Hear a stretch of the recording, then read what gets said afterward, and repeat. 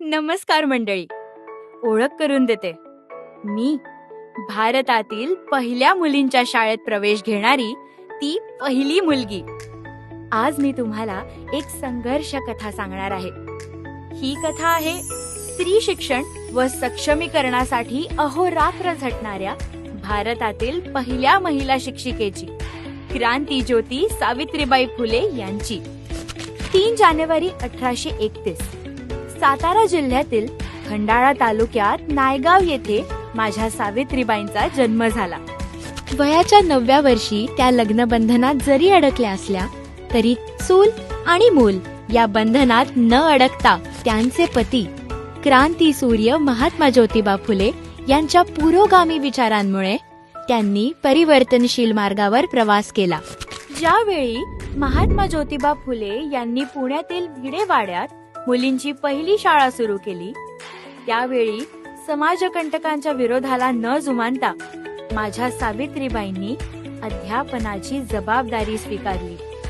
सुरुवातीला मी आणि माझ्या मागून अजून 8 मुलींनी या शाळेत प्रवेश घेतला.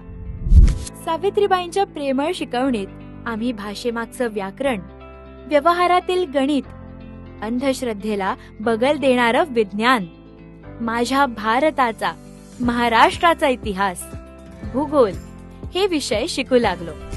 हळूहळू आमच्या हातातील पाठ्यपुस्तकं पाहून समाजातील आणखी काही मुलींची पावलं सावित्रीबाईंच्या वर्गाकडे वळू लागली.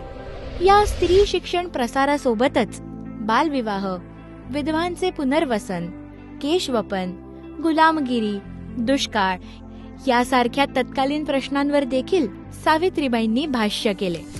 त्या एक उत्तम कवयित्री होत्या.